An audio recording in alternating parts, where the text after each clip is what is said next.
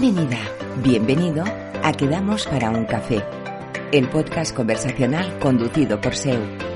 El último miércoles de mes nos sumergimos en apasionantes charlas con un protagonista distinto en cada episodio. La premisa es sencilla, conversamos tomando café. Así que pasa, ponte cómodo y sírvete una taza. Comenzamos. Hoy quedamos para un café con Alberto Fernández Parrón. Si tuviera que presentarlo en 2 palabras, diría que Alberto es comunicación y conexión. Mónica Galán Bravo dice de él en el prólogo de su libro Empresas Autistas que Alberto, como padre de un hijo autista, ha experimentado en carne propia cómo la comunicación puede ser un desafío que requiere tiempo, paciencia y una comprensión profunda. Su enfoque de la comunicación se basa en la empatía, la comprensión y la adaptación, cualidades que son esenciales cuando se trabaja con personas neurodiversas. Profesionalmente, Alberto es periodista y responsable de un proyecto internacional en una multinacional. Es speaker de TEDx, autor del programa de radio Com Revolucionate, que también se puede escuchar en formato podcast, y en Tinku Televisión dirige el programa Maestros de Vida, en el que explora cómo humanizar la comunicación en las empresas, mostrando historias reales de personas que han transformado sus vidas y carreras al conectar con su propósito y pasiones. Su objetivo es ir al hormiguero, a difundir el mensaje del abrazo a la diferencia y el entendimiento al autismo, y no tengo ninguna duda de que lo conseguirá. Bienvenido, Alberto, ¿cómo estás? ¡Wow! Me voy a coger esta pista y cuando me pregunten quién es Alberto, digo, mira, no lo digo yo, lo dice Seu, porque me ha encantado. Creo que es la más larga de todas las que he hecho desde el inicio del podcast y vamos por el episodio 52. Pero es que condensar todo lo que haces es súper difícil. Es verdad que sé que soy bastante polifacético, hago muchas cosas, pero porque las hago desde el amor y desde la pasión. Es como un lema en tu vida, ¿no? Amor y pasión en todo lo que haces. Sin duda, pasión en todo lo que hago. Y a eso le sumo paciencia, porque hasta hace tiempo no tenía esa paciencia y eso me creaba mucha ansiedad, pero me he dado cuenta que tengo que tener esa paciencia porque todo llega. Si sabes que le estás poniendo el amor y la pasión suficiente, todo va a llegar. No sabes cuándo, pero va a llegar. Entonces, esa paciencia es la que mi hijo, por ejemplo, me ha hecho tener, ¿no? Y ese día a día es lo que me está haciendo. Yo en mi fondo de pantalla tengo una frase en inglés que es pequeños pasos cada día, ¿no? Claro. O sea, cada día tú das unos pasos. A lo mejor un día no te apetece nada de nada, pero tienes que seguir. Ese día es el más importante, que es el que marca la diferencia, ¿no? Eso es. ¿Por dónde empezamos a contar tu historia, Alberto? Pues por el inicio. ¿Dónde empezamos? Pues si empezamos por la parte de que yo pensaba que sabía mucho de comunicación. Sí. Porque estaba liderando un departamento de comunicación, porque hacía radio, porque hacía tele, hacía un programa en YouTube, me lo pasaba muy bien, hacía noticias y salían en Antena 3 y en Telecinco, pues pensaba que sabía mucho y de repente no tenía ni idea. Empezamos por ahí, porque luego llegaba a casa y no me sabía comunicar con mi hija. Y eso generaba mucha ansiedad, generaba mucho ruido en casa. Y entonces ahí tuvimos que empezar a entender, a aceptar y a comprender mucho para poder dar soluciones. ¿Cuándo fuisteis conscientes de que a Sergio le pasaba algo? Muy rápido, porque desde pequeño ya vimos que Sergio era diferente comparado a su hermana. Sergio le llamábamos y no nos atendía. Sergio era un niño muy tranquilo, pero a la vez muy poco activo en muchas cosas, y eso nos sorprendía. Que decíamos, qué bien, un niño súper tranquilo, qué bien. Claro, hasta que se activó. El día que se activó fue 3 veces más terremoto que la hermana, por ejemplo, porque todo lo que no había investigado lo tenía que investigar en 3 meses en lugar de 2 años. ¿Cuánto tiempo se llevan los niños? 2 años. ¿Y cómo le afectó a Carlota, cuando supisteis Carlota era muy pequeña, porque nosotros desde el principio sabemos que Sergio era diferente. Luego sí es verdad que hasta que hemos tenido un diagnóstico de autismo nos ha costado más de 3 años, pero sí es verdad que Carlota lo ha vivido desde pequeña.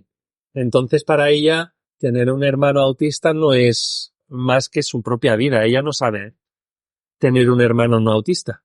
Entonces también muchas veces escuchamos a Carlota para entenderle a él.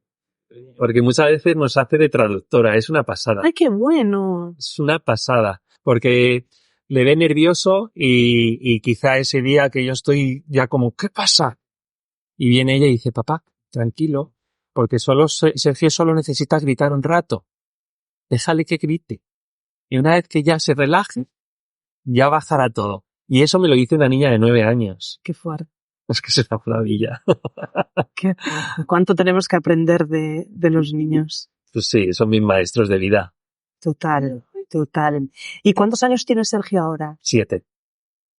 ¿Y cómo es un día a día en vuestra casa? Pues es una montaña rusa. Porque, mira, el otro día estaba hablando con una madre que también tiene un niño autista y dice, nunca sabes cuándo va a saltar el volcán. Estás como en alerta porque sabes que todos los días vas a tener un tsunami, pero no sabes en qué momento. Entonces, esta madre se reía porque decía, se puso el hermano a cantar cumpleaños feliz y como no le gustó la entonación de la canción, montó un pollo que estuvo casi media hora gritando y sufriendo. Y es que es así. Nuestra vida es así. ¿Qué pasa? Que la tenemos que naturalizar. Si vivimos desde la pena o dando pena porque mi hijo llora o porque mi hijo grita o porque mi hijo necesita desahogar de una forma diferente porque tiene una hipersensibilidad que lo que a ti te puede afectar un 10%, a él le puede afectar 200 o 300%, pues claro, si vivo desde la pena y dando pena, pues estaría jodido. Totalmente. Pero en lugar de eso, intentamos vivir sabiendo que hay momentos muy duros, pero que forman parte del proceso. Y entonces cuando vives con ese proceso, pues el día que estás peor, respiras más hondo, y el día que estás mejor, pues lo entiendes desde el principio y le acompañas en ese momento. Me imagino que sobre todo será frustrante el saber que tu hijo está sufriendo, ¿no? Eso es lo más frustrante, Seu, porque él sufre de verdad. Él no es una pataleta como tú puedes ver de otros niños que quizá están haciendo ese circo porque quieren una piruleta, ¿vale? No, él sufre. Él está... es que se le nota en la mirada, se le nota en el gesto, en todo. Ese sufrimiento es lo que peor llevamos los padres que tenemos un hijo o una hija autista, porque luego hay otras cosas que, bueno, no pasa más que es entenderlo, como que se comuniquen de una forma diferente, como que necesiten otro tipo de espacio, eso puede ocurrir, pero verle sufrir es lo que peor llevamos. Y decías al principio que tardasteis 3 años en tener un diagnóstico. Sí. Pues mira, porque al principio íbamos al neurólogo, el neurólogo decía que no pasaba nada, que tenía un retraso madurativo, pero que enseguida que creciese, que no lo íbamos a notar. Pero nosotros desde el principio dijimos que eso no podía ser. Entonces, también estuvimos muy bien acompañados del equipo de orientación del colegio, de profesionales muy buenos. También enseguida fuimos a logopedas. O sea, nosotros no nos quedamos en casa esperando un diagnóstico. Y aún así tardamos 3 años. Pero la última vez ya cuando hablamos con el neurólogo y seguía diciendo no pasa nada, ya cuando yo ya un día le dije pues sí pasa. Sí pasa. Y si tú no me lo quieres dar, porque yo entiendo que también socialmente o económicamente para el Estado o para lo que sea, no me digas por qué, no se intenta infradiagnosticar el autismo. Pero si tú lo tienes claro, hay que ir a por ello. Y yo le llevé hasta el Amitea, que es en el Gregorio Marañón, el mejor equipo de neurodiversidad. Y ellos, enseguida que entró el niño, dijeron, sí, por supuesto que es autista, sí tiene todos los rasgos. Yeah. Pero eso mismo, que tardó 1 minuto en el Amitea, ¿por qué el neurólogo no lo quiso hacer? Pues porque hay muchos intereses. Se pervierte todo al final. Sí, porque al final tienes unas ayudas, tienes determinadas... bueno, no es fácil para las familias, pero tampoco creo que sea fácil para la sociedad en algunos momentos, porque quizá no lo pueden afrontar para todos los niños, si es que hay muchos niños. Muchísimo. 1 de cada 100. Estamos hablando de 480.000 personas autistas en España. Entonces, claro, si yo entiendo que las instituciones pues intenten hacer un poco de vista gorda en algún momento, pero no es lo que tenemos que evitar. Ahora hay como una tendencia a no poner etiquetas y yo aquí llevo un poco la contracorriente, porque muchas veces una etiqueta te ayuda a entender un montón de cosas Sí. y te facilita el día a día. Pues yo estoy contigo. Yo estoy con poner etiquetas para luego quitarlas. Y por eso mi mensaje es abraza la diferencia. Pero primero necesitamos una etiqueta. Primero yo, si no sé que mi hijo es autista, ¿cómo voy a hablar del autismo? ¿Cómo te voy a poder contar lo que es el autismo? Te podría contar lo que es mi hijo o cómo es mi hijo. Pero sabiendo que mi hijo es autista, tengo mucha más información. Y por tanto puedo crear mucho más concienciación. Y con ese mensaje llegaremos al hormiguero, porque el hormiguero tiene que escuchar lo que es el autismo. ¿Vale? 4,5 millones de personas escuchando lo que es el autismo. Que no es una enfermedad, que es una condición, que es una forma de ver, sentir y vivir diferente al de la gran mayoría de las personas. Pero si no tienes esa etiqueta, ¿cómo lo vas a hacer? ¿No? Entonces, una vez que la tienes, ahora yo ya abogo por, bueno, entendamos que todos somos también diferentes, ¿vale? Y entonces, si somos diferentes, ¿qué más me da que seas de una condición neurodivergente o no?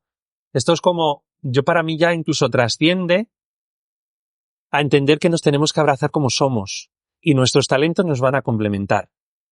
Y entonces ya me da igual que seas hombre, que seas mujer, que seas gay, que seas lesbiana, que seas heterosexual, que seas neurodivergente o que seas neurotípico, que me da igual. Si yo lo que quiero es que tú eres una persona que tengo enfrente de ti, que tengo enfrente de mí y a la cual quiero admirar por tu talento y porque me vas a complementar.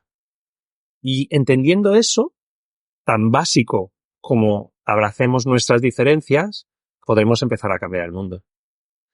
Y acompañarle en esto llamado vida.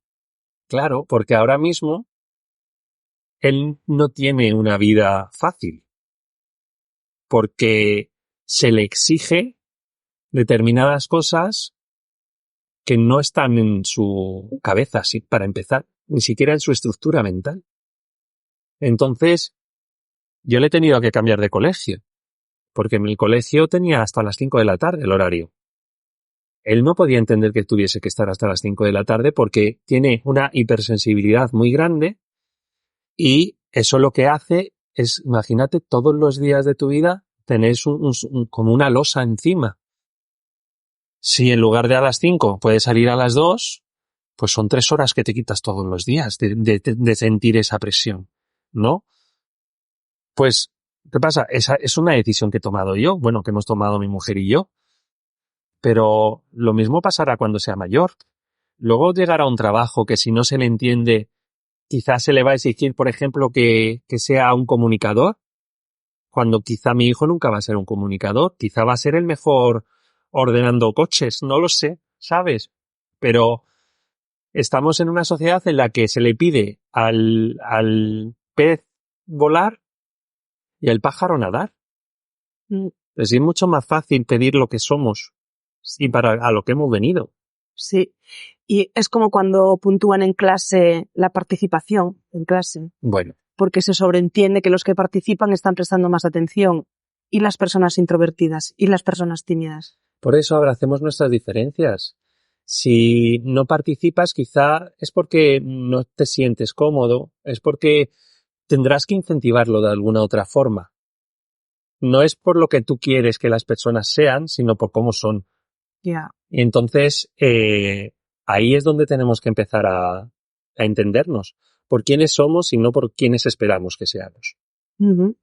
Y todos estos aprendizajes te llevaron a escribir tu libro, Empresas Autistas, que para tu sorpresa se convirtió en un bestseller. Es que te lo decía en el previo de la entrevista que estábamos aquí comentando, pero para mí fue una sorpresa. Es verdad que yo trabajé mucho el momento de escribirlo, el momento de co-crearlo, porque lo co-creé con un grupo. Yo el libro, antes de venderlo, antes de escribirlo, yo ya lo tenía vendido. Porque tenía tan claro lo que tenía que contar que lo que hice fue vendérselo a un grupo beta. Ajá. A un grupo de personas que creyeron tanto en mí y en mi mensaje que me lo compraron. Y entonces co-creamos juntos durante 5 meses y yo les iba diciendo todas las semanas ese aprendizaje y lo iba escribiendo a la vez. ¿Qué pasa? Que yo ya tenía un compromiso con ellos. Yo no podía decir, oye, esta semana no escribo. Porque tenía un compromiso con ellos. Aunque me pagaron una miseria, entiéndeme, porque no casi era algo anecdótico. Pero era algo que necesitaba tener. ¿Y qué pasa? Que eso pues también hizo un hype, ¿no? De marketing, que al final era como, tanto hablas de este libro, que cuando de repente sale, pues toda la comunidad quería saber de qué iba este libro. Y todo el mundo lo quería tener. Y se convirtió en bestseller. ¿Y tú cada semana les entregabas un capítulo? Sí. ¿A lo revista antigua? ¿A la revista antigua? Ah, sí, a lo magazine, ¿no? Entonces, íbamos, yo lo hacía primero lo escribía y luego lo hacía en vídeo. ¿Qué pasa? Que por eso yo he creado tanto el libro como una experiencia Netflix. Yo lo tengo todo paquetizado en mi web. Y entonces yo les mandaba el vídeo, que el vídeo era los aprendizajes que había escrito y cómo había vivido yo eso que había escrito. ¿Vale? Y entonces con eso, este equipo beta lo escuchaba. Si quería más información, se leía directamente porque yo también le mandaba la parte escrita. Y entonces pues me iban diciendo, oye, pues mira, yo he probado este juego y a mí no me funciona. Pues vamos a probar otro. O esto me ha encantado. Acabo de probarlo y me acaba de flipar. ¿Es en serio que lo haces con tu hijo? Que sí, yo se lo explicaba cómo lo hacía, tal. Decían, wow, pues sí que funciona. Y entonces, gracias a ese feedback, fui ajustando para tener el libro con el que para mí al final se convirtió en una joyita. Para mí es una joya. Está súper bien explicado en la web empresasautistas.com, porque si eres más visual, puedes verlo en Netflix. Si eres más de leer, descárgate el libro en ebook. Si te gusta el papel y pasar las páginas, como prestando atención a eso que unos somos más visuales, auditivos o kinestésicos, ¿no? Claro. Y ahí me flipo porque realmente se nota que lo haces para las personas. Porque claro. Estás pensando de qué forma lo pueden disfrutar más. Pero porque hay que hacerlo así. Entonces, ¿qué ocurre? Que yo no sería coherente si yo hablo. Y uno de los capítulos del libro es, tienes que escuchar a los demás y tienes que hacer y decir lo que ellos necesitan, no lo que tú necesitas. ¿No? No sería coherente si yo de repente solo te doy un libro. Porque entonces solo se lo estaría dando a un 20% de la población. Si el otro 80% lo que quieren es ver Netflix, pues entonces te lo doy en plan visual, no en plan libro. ¿Que prefieres escucharlo? Algún día tendré un audio podcast, un audiolibro. O sea, al final es adecuarse al color de la persona que tienes enfrente o a cómo gestionan las emociones y las sensaciones, y en función de eso le ofreces lo que ellos necesitan. Me reafirmo en las dos palabras de la presentación, comunicación y conexión. Me parece muy innovador cómo gestionas esa carta de servicios en la web. Es coherencia. Para mí, si me tienes que preguntar, es por coherencia. Si también eso me ha enseñado mi hijo. Y también mi hija, porque son dos mundos totalmente diferentes, ¿no? Y para pedirles que hagan algo, a uno se lo tengo que pedir de una forma y al otro se lo tengo que pedir de otra. Entonces, ¿yo qué es lo que quiero con este libro? Cambiar el mundo. La tarjeta regalo del hormiguero. ¡Eso! Yo lo que quiero es cambiar el mundo. Esa tarjeta de regalo, pero no para mí, para todos. ¿Vale? Porque yo estoy convencido de que la comunicación es la mejor herramienta para cambiar el mundo. Cuanto más te comunicas y más escuchas, mejor persona te conviertes. Y entonces, si ese libro ayuda a las personas que lo leen o lo escuchan o lo ven, pues estaré cambiando. No te digo, no soy un Luther King todavía, que oye, nunca se sabe hasta dónde llegaremos, Pero sí, por lo menos estoy cambiando mi mundo y el de la gente de mi entorno y de los que lo están leyendo. Y más que vas a cambiar, porque estamos grabando este podcast a día 10 de julio y los días 18 y 19 de julio estás organizando, junto con otras personas, un congreso que se llama Abraza la Sonrisa. Cuéntanos qué va a pasar esos días. Pues eso es una maravilla de la vida. Porque conozco al doctor Abraham Onlaude, que es pedagogo, autista, y que este hombre sí que va a cambiar el mundo. Esto ya te lo digo yo, porque acaba de lanzar la Neurodiversity College, que le tendrías que entrevistar algún día, ya te lo digo, Seu, porque vas a flipar con él. ¿Y qué pasa? Que tenemos tan buena conexión que soñamos juntos y dijimos, tenemos que juntar a los mejores. Si queremos hablar de autismo, tenemos que juntar a las personas que realmente nos inspiran de las redes.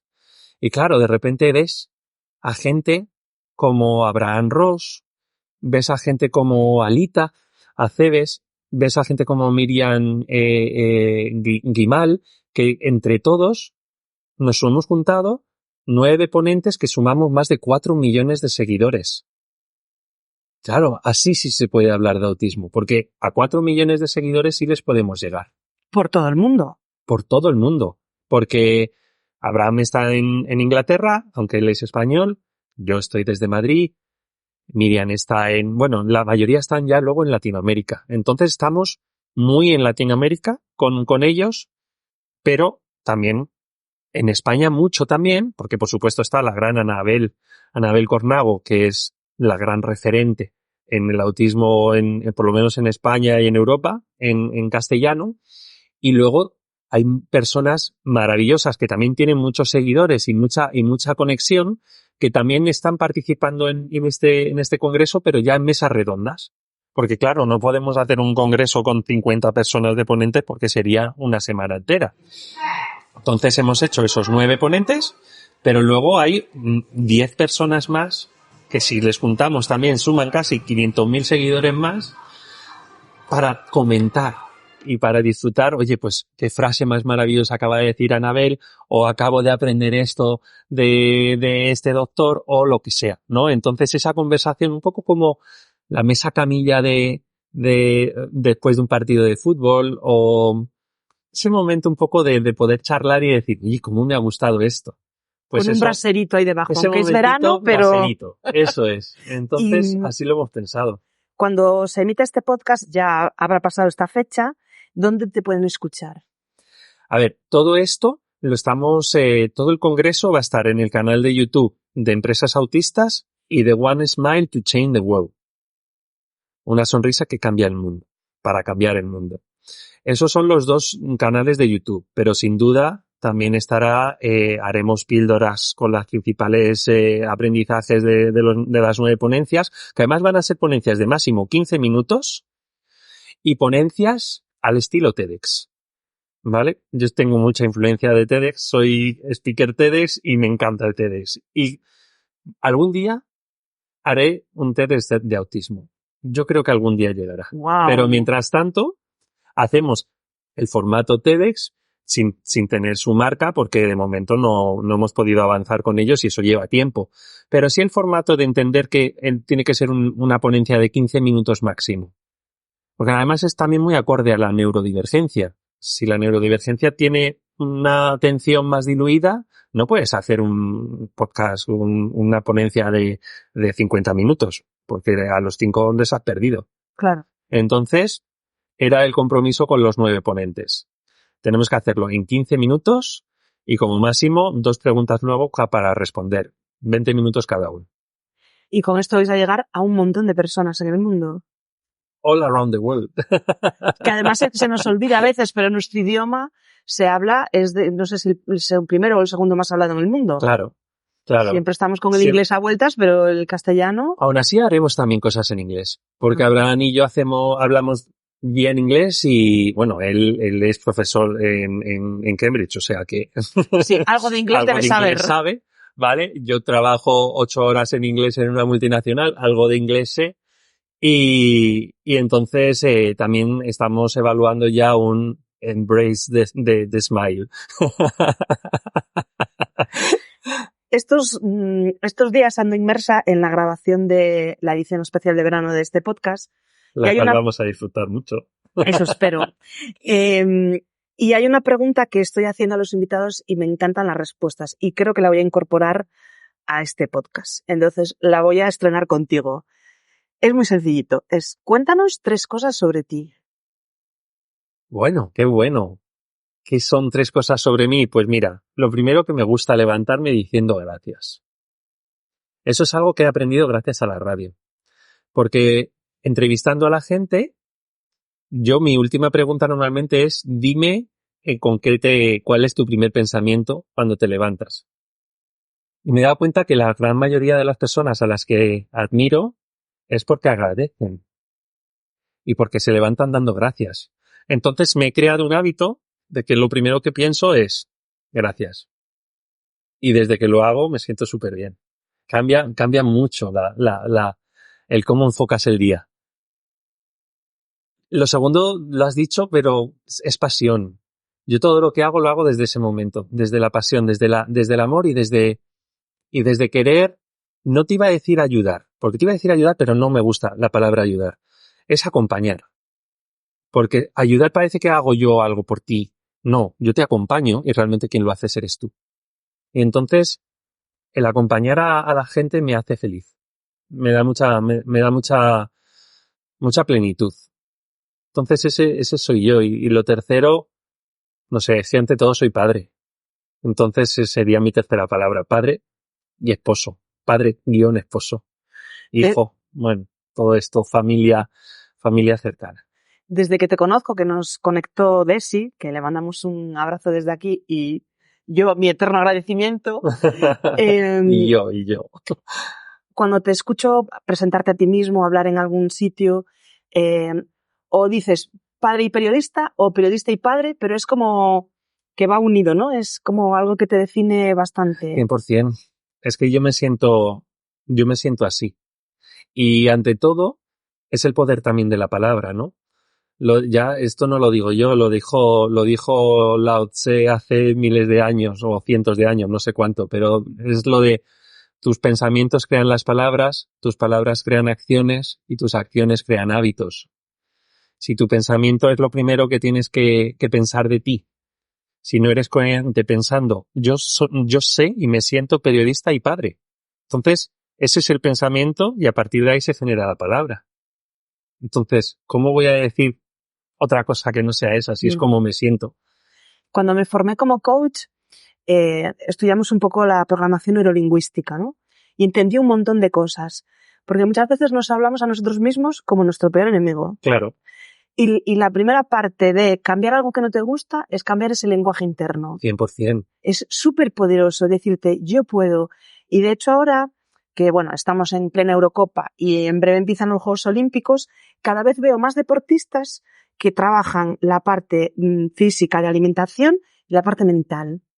Es que es así como debe ser. Incluso realmente los grandes deportistas, tú ves a Rafa Nadal, ves a Alcaraz, son personas que además quizá antes les daba un poco más de vergüenza, a ver qué van a pensar de mí, que tengo un coach emocional o un coach. Pero es que en realidad el que está triunfando, es que tú no puedes triunfar si no estás acorde a tu cuerpo y a tu mente. Si no crees que puedes triunfar. Eso para empezar. Pero es que luego tienes que tener también un equilibrio entre lo que piensas, en lo que eres y en lo que sientes, ¿no? Entonces, todo ese equilibrio entre cuerpo, mente, emoción, eso es lo que te hace ir paso a paso. Ya. ¿No? De que es que todo está unido. Decía Roger Federer en el documental este que hay en Prime, que es súper interesante, porque narra los 12 días desde que anunció su retirada hasta que jugó el último partido, que desde el puesto 1 hasta el puesto 20 de los mejores del mundo, deportivamente eran todos bastante parecidos. Que lo que marcaba la diferencia era la mentalidad. La mentalidad.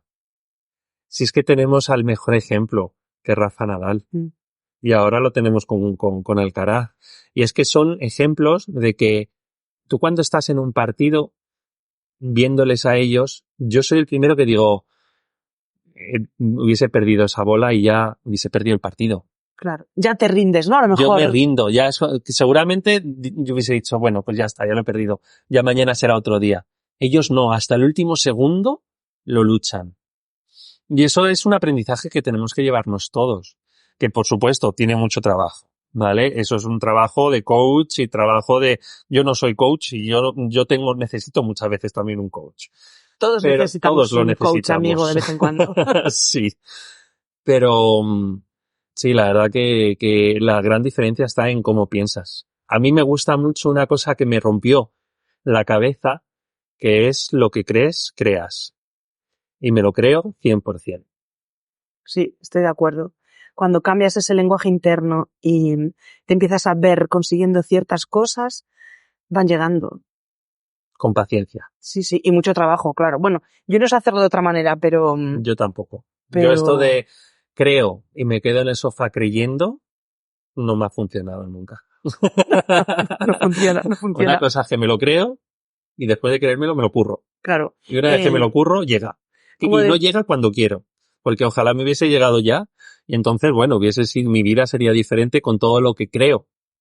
Pero sé que llegará. Y entonces es ese día a día. Nosotros tenemos un compi en la mentoría con Yolanda, en Cero Tontería, Javi, que dice, cuanto más trabajo, más suerte tengo. Claro. Me parece una frase muy buena, ¿no? Y cuanto más trabajo, mejor improviso. También. Hacías un matiz muy importante, la diferencia entre ayudar y acompañar. Y estaba recordando una entrevista que escuché a Osman, un niño que vino muy pequeño, emigrado aquí a España y lo pasó fatal. Y decía que se seguía dando, por ejemplo, a África, ¿no? Se le seguía llevando alimentos, ¿no? Se gastaba un montón de dinero en alimentos. Y decía, pues enséñale a pensar, edúcalos y a crear sus propios recursos. Claro. Y al final no dependerán de nadie, ¿no? No le des el pescado, dale la caña. Claro, ayudarás una vez y con esa vez será suficiente. Eso es. Es que el ayudar ayuda más al que ayuda que al ayudado. A ver si se me ha entendido. Sí, perfectamente. Pero, ¿qué pasa? Que esta sociedad de primer y segundo grado, pues el primero ayuda al segundo, se siente muy bien y sigue ayudando. Pero ¿por qué lo hace? ¿Por ayudar al segundo o por su propio ego? Ya. Donde realmente ayudas es cuando acompañas. Realmente ayudas ahí. Este chico ahora creó escuelas en su país y daba las cifras, o sea, el importe en millones de euros de ayudas que se han mandado para África, y decía él, en estos últimos 20 o 30 años. Y África es mucho más pobre ahora que hace 20 o 30 años. Claro. Si todos esos millones de euros o de dólares se hubiesen reinvertido en educación, en enseñarles de nuevo a dónde está la caña y usar la caña en lugar de darle solo el pescado, seguramente África no estaría en el momento en el que está hoy. ¿Pero eso le interesa a Estados Unidos? ¿Eso le interesa a China? Eso es una pregunta que dejo en el aire y yo no voy a contestar. No vamos a seguir por ahí porque... no nos interesa. Ya hemos hablado de fútbol, ya hemos hablado de política, nos falta la religión para joder el episodio. Es que yo soy muy transparente. Pasamos página. ¿Con quién te tomarías un café, Alberto? Contigo. Vale. No, me lo tomaría con Luther King. Wow. Me lo tomaría con Luther King. Porque como él, siendo un negro de esa época, que no podía hablar en público, que se tenía que sentar detrás en un autobús y que si venía un blanco tenía que nunca poderle mirar a los ojos, pudo cambiar el mundo. Si él pudo, ¿por qué no lo podemos cambiar nosotros? Entonces, yo le admiro profundamente. Estas personas como Rosa Parks, los primeros feministas y las primeras feministas de la historia, dices tú, ¿cómo tuvieron el valor porque se jugaban la vida literal? Literal. Ellos se jugaron la vida literalmente por unos principios. Y eso, luego vamos diciendo, no, es que yo quiero llegar al hormiguero, pero yo no me estoy jugando la vida de nada. Ya. ¿Sabes? Realmente ellos se jugaron la vida. Y algunos, como en el caso de Martin Luther King, la perdieron. Por supuesto. Bueno, ya me invitarás a ese café porque me gusta mucho. ¿Quién es la última persona con la que tomaste café? Y no valgo yo, que acabamos de comer juntos y tomar un café barra Coca-Cola. La última persona yo creo que así de café ha sido mi mujer, que me gusta mucho, desde que además teletrabajo, poderme tomar un café con ella. Esos momentos de, aunque sean solo 5 minutos de tomarme un café con ella, o por la noche de poder cenar y estar juntos y ser no padres sino pareja, eso yo creo que es uno de los momentos también que más me gusta del día. Wow, es súper importante cuidar la pareja, ¿no? Que a veces con los hijos nos arrolla la vida, el trabajo. Y qué difícil es. Sí. Y qué difícil es cuando tu hijo es autista. Más complicado, es una pieza más, ¿no? Porque es una losa encima, principalmente de la mujer. Y en esto quizás suena raro diciéndolo de mi parte, pero yo creo que es que la energía que tenéis las madres, por mucho que queramos, no la tenemos los padres, ¿eh? Y yo mira que tengo mucha pasión por mis hijos. Doy fe, mucha energía. Pero lo que siente una madre lo siente una madre. Y entonces una madre con un niño autista también lo siente más. Entonces yo cuando me hablan de madres azules, a mí me emocionan porque sé lo que viven. Claro. Madres azules son las madres Las madres azules son las madres con niños autistas, niñas autistas. Ajá. Muchas veces afecta también a la pareja, ¿no? Sí, claro. Porque te pone como una situación de alerta constante. Sí. O distintas formas. Si ya educar un hijo es lo más difícil que he hecho, educar a mis hijos. Esto pues es como un factor estresante más. Es un factor mira, ¿has vivido una mudanza? Pues es una mudanza continua. Ya. Yo viví la última mudanza y cuando la hice dije, pero si realmente para mí esto ha sido una chorrada. Si realmente la mudanza la vivo todos los días. Ese momento de tensión, ese momento de no saber qué hacer, ese momento de incertidumbre, de sentirte mal porque algo está ocurriendo que tú no tienes en tus manos. Eso lo vivimos a diario y eso, por supuesto, afecta a la pareja. Yo lo que tengo es la suerte de tener a la mejor mujer del mundo. Y entonces, aunque tenga días malos, creo que ante todo tiene muchos días buenos. Bueno, y hacéis un gran equipo para... Hacemos el mejor equipo que podemos, claro. Sí. Para que el día de mañana Sergio sea un adulto autónomo que pueda vivir la vida que quiera, soñar, crear... Eso es lo que queremos. Creer... Que sea él. Y de nuevo, no que sea quien otros piensan o quieren que sea. No, que sea él. Pues no se me ocurre mejor forma de acabar este episodio que con esta frase. Muchas gracias, Alberto. Ha sido un verdadero placer. Ha sido muy emocionante. Muchas gracias. Gracias por estar ahí, al otro lado, y por acompañarnos en este episodio de Quedamos para un café.